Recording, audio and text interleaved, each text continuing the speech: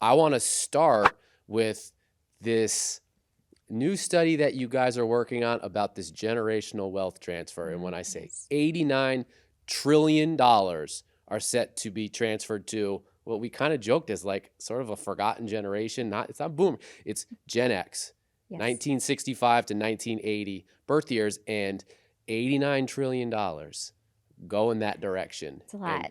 And what financial advisors need to be doing and what they maybe are not doing right now that they need to fix. So I want to kind of ease into it, but ultimately kind of give me the 30,000 view of what that study looks like for what you guys are working on. Yeah, well, thanks, Brett. I'm so happy to be sorry, here. I wasn't letting you get a word in edgewise. No, that's fine. But I loved everything you were saying. It was amazing. Good. Yeah, you were leading right into this. So that's awesome. And thank you for having me back, because I get really excited about all of this content, ultimately to help the financial professional community. And so we started digging in, but I will tell you, it all started with this story that we read, and it was all about going back to like the early, or actually mid 1800s, when the gold rush was happening in this country. And everyone heard about this gold, and so they started packing up and moving west, and not necessarily with a plan, just that they were out there searching for gold. And, there were a lot of successful people that did that, or that actually found the gold. And there were a lot of people, maybe even more, that didn't find the gold.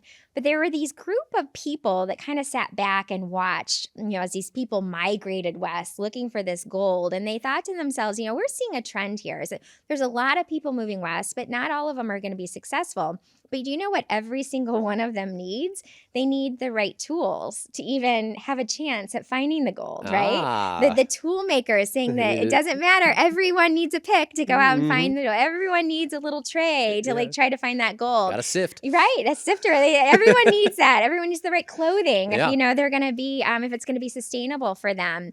And so what those trend finders, those trend seekers, what they found is that, what they did is they were seeing things that other people weren't seeing. And so you kind of bring that forward. And I feel like that's what we're doing, right? We're out there looking at this massive gold rush that's happening in our industry. And I'm telling you, this is like a 24 karat type of gold that's happening with this generation wealth transfer. But we took a step back and said, we're seeing things that I don't know if everyone is seeing. And if we can build content and ideas around these things that I don't think everyone is seeing, and we present them to the people that are trying to go after this gold, I think that we can help people be more successful in going after this generational wealth transfer, because it's not easy. I mean, what we found is everyone's talking about it. What's seen is that we know this $89 trillion is going to be moving down to next gen, but it's not going to be easy to get to it.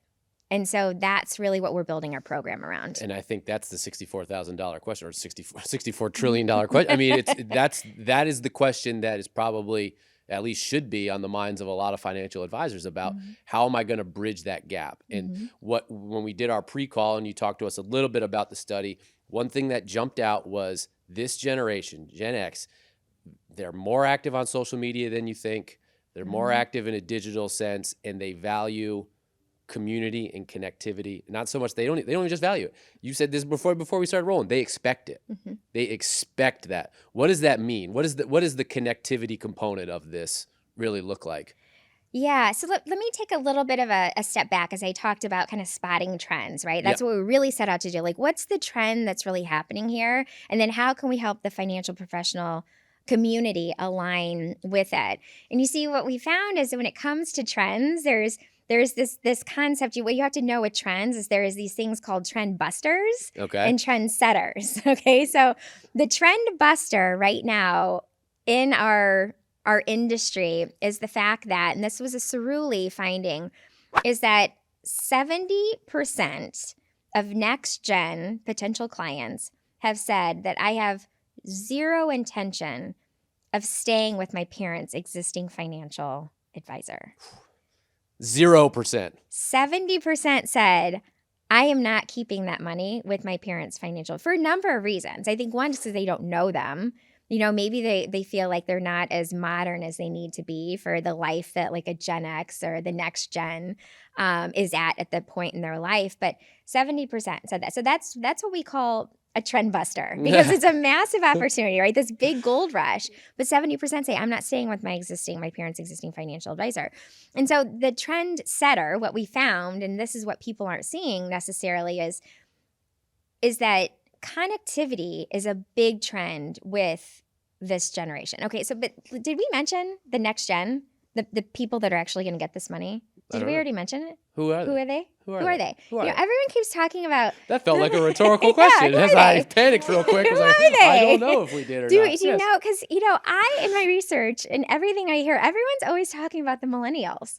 Everyone's the millennials. I mean, are you millennial? Yeah. So you are over there too. Everyone seems to be a millennial. You're outnumbered in here right now. I am outnumbered in here, which is like the case, right? I mean, the millennials are very important, and they will eventually get some of this wealth transfer.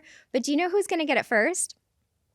It's Gen X. It's me. It's like in the middle. It's me. She took pride in saying that. It's me. It's the middle child that's always forgotten about. It kind of reminds me of like, real middle child. The middle child that's always like, it reminds me of, and hopefully I'll take people back to this, like the Breakfast Club, and it's like, the opening song, Simple Minds, Don't Forget About Me. I mean, it's so classic, right? It was in the, it's exactly Gen X. I mean, that's iconic for Gen X, is Don't Forget About Me. And everyone's kind of forgetting about Gen X. But we're the next up, right? This $89 trillion is going to come to Gen X first. And so one of the things that we found in one of these trends, and we're not so sure everyone is seeing it the same way, is that connectivity is really, really important with Gen X.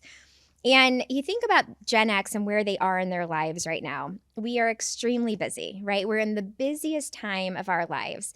Our kids are in school. There's a ton of activities. We're growing in our careers. We seem to be involved in everything. We're overextended. We have no idea what work-life balance is. Like, that doesn't even exist. And so, but we also, because of that, live in this uber-connected ecosystem, right? Because that's where technology has gotten us to. Like, there's a lot of things that do make our lives easier in the midst of all this like craziness. Like, for instance, I was sharing with you, like, I know where my kids are at every given time with like apps like Life 360, right? I told you, like, I just got a notification. I'm not so sure who took my kid to school today, but I got a notification that they were driving 50 in a 35-mile-per-hour zone. Ding! Yes. Yeah, so we'll talk about that. Like, you need to get another ride. I don't like that person. And, in some days it tells me that, the brakes got slammed on 3 times, between home and, a mile that takes to get to school. You ring someone's doorbell, and most people, have ring.com or any of those, and I can go to my phone and see exactly who's at my door. I can talk to them through my phone. If I need an answer to anything, I go to Alexa, tell me this. We live in this super, like, we'll go to our phone to try to find a phone number. We don't have to dial anymore. We just click to call. Yeah. So everything's connected, and it's a must-have with this generation, because that's the life that we live.